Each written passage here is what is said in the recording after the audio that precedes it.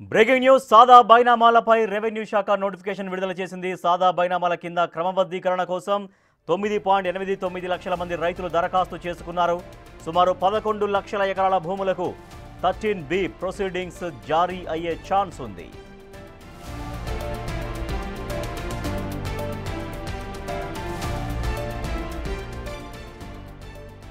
Breaking news చూస్తున్నాం. సాదా బైనామాల పైన రెవెన్యూ శాఖ నోటిఫికేషన్ రిలీజ్ చేసింది. సాదా బైనామాల కింద క్రమబద్ధీకరణ కోసం 9 లక్షలకు పైగా అంటే 9,89,000 మంది రైతులు ఇప్పటికే దరఖాస్తు చేసుకున్నారు.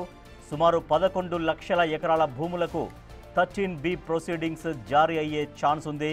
సో దీనికోసం రైతులు ఎప్పటి నుంచో ఎదురు చూస్తున్నారు. సాదా బైనామాల మీద భూముల క్రయ విక్రయాలు జరిపిన రైతులందరూ కూడా వెయిట్ చేస్తున్నారు. సాదా బైనామాల రెవెన్యూ శాఖ నోటిఫికేషన్ రిలీజ్ చేసింది. ఇక దాని గైడ్లైన్స్ పూర్తిగా ప్రభుత్వం రిలీజ్ చేసింది. సాదా బైనామాల కింద క్రమబద్ధీకరణ చేయించుకోవడం కోసం దాదాపుగా 10 లక్షల మంది రైతులు అంటే 9,89,000 మంది రైతులు ఇప్పటికే దరఖాస్తు చేసుకొని ఉన్నారు. సుమారు 11 లక్షల ఎకరాల భూములకు 13B ప్రొసీడింగ్స్ జారీ అయ్యే ఛాన్స్ ఉంది.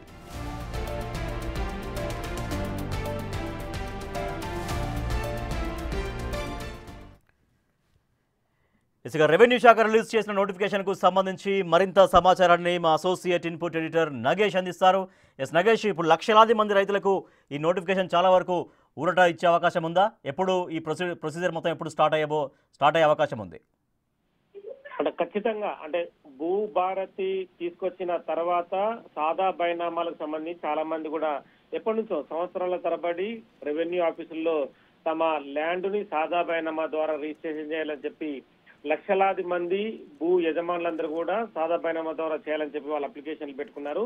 దీనికి ఒక పీరియడ్ ని కూడా తెలంగాణ ప్రభుత్వం కేటాయించింది. 12/10/2020 నుంచి 10/11/2020 ఈ మధ్య కాలంలో కూడా ఈ పీరియడ్ ని కేటాయిస్తూ ఒక నోటిఫికేషన్ ని ఆర్డర్ ని జియో జారీ చేసిన పరిస్థితి. భూభారతిలో యాక్ట్ నెంబర్ 1 2025 కింద చీఫ్ కమిషనర్ ల్యాండ్ కింద జియో అయితే జారీ అయింది. ఇప్పటికే సాదా బైనామాలకు సంబంధించి నోటిఫికేషన్ లో అంటే దాదాపుగా క్రమబద్ధీకరణ కోసం 9.89 లక్షల మంది రైతులు దరఖాస్తు చేసుకున్నట్టుగా రెవెన్యూ శాఖ చెప్తోంది.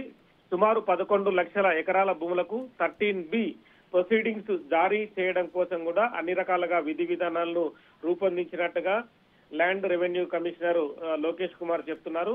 ఈ వ్యవహారంలో అంటే గతంలో అంటే ఎన్నికల హామీలో ఇచ్చిన భాగంగా కూడా భూభారతి అనేది తీసుకొచ్చిన తర్వాత అంటే నగేష్ అయితే ప్రతి దరఖాస్తు సాల్వ్ అయ్యే అవకాశం ఉంటుందా? దాంట్లో ఏమన్నా గైడ్ లైన్స్ ఉన్నాయా?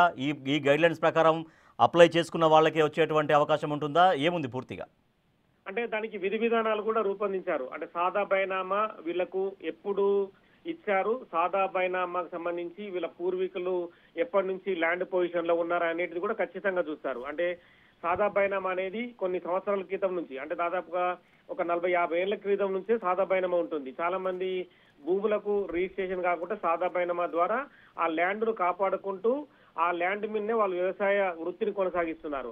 సాదా బైనామా అనేది గత కొన్ని సంవత్సరాలుగా తెలంగాణ ఏర్పాటు అయిన తర్వాత సాదా బైనామా దరఖాస్తులు అనేది పెండింగ్ లోనే ఉన్నాయి. కానీ భూభారతి తీసుకొచ్చి సాదా బైనామాలను కూడా రెగ్యులరైజ్ చేస్తామని చెప్పి కాంగ్రెస్ అప్పుడు ప్రకటించింది. ఆ ప్రకటించిన హామీల్లో భాగంగానే సాదా బైనామాలో ఎవరైతే వాళ్ళు అంటే ఎన్నేళ్ల నుంచి వాళ్ళు ఆ రికార్డుల్లో ఉన్నారు, సాదా బైనామా వీళ్ళకు ఎప్పుడు విడుదలైంది, ఆ సాదా బైనామా ఉన్న విధి విధానాలు ఏంటి అనేది పరిశీలిస్తారు. పరిశీలించిన తర్వాతనే అంటే దాదాపుగా ఒక 20-30 ఏళ్ళ నుంచి ఉన్న వాళ్ళందరికీ కూడా ఆ రికార్డుల ప్రకారం వాళ్ళందరూ ఆ భూ యజమానులుగా పరిగణించబడతారు. సాదా బైనామాకు సంబంధించి ఇప్పుడు 10 లక్షల మంది లబ్ధి పొందే అవకాశం ఉంది. నెక్స్ట్ లెవెల్లో కూడా ఇంకా ఎవరైనా సాదా బైనామాల అప్లికేషన్ పెడితే కనుక వాళ్ళని కూడా ఖచ్చితంగా రెవెన్యూ రికార్డులు పరిశీలించి కంటిన్యూగా ఈ సాదా బైనామాలని రికార్డులోకి తీసుకురావాలనేది కూడా ప్రభుత్వ ధ్యేయంగా కనిపిస్తోంది. Right, thank you Nagesh. సాదా బైనామాలతో పొజిషన్ లో ఉన్న రైతులకి ప్రభుత్వం గుడ్ న్యూస్ అందించింది. దాదాపుగా 10 లక్షల మంది అంటే 9,89,000 మంది ఇప్పటికే దరఖాస్తు చేసుకుని ఉన్నారు. సో వాళ్ళందరికీ కూడా క్రమబద్ధీకరణ చేసేటువంటి ప్రక్రియ మొదలు పెట్టబోతోంది రాష్ట్ర ప్రభుత్వం.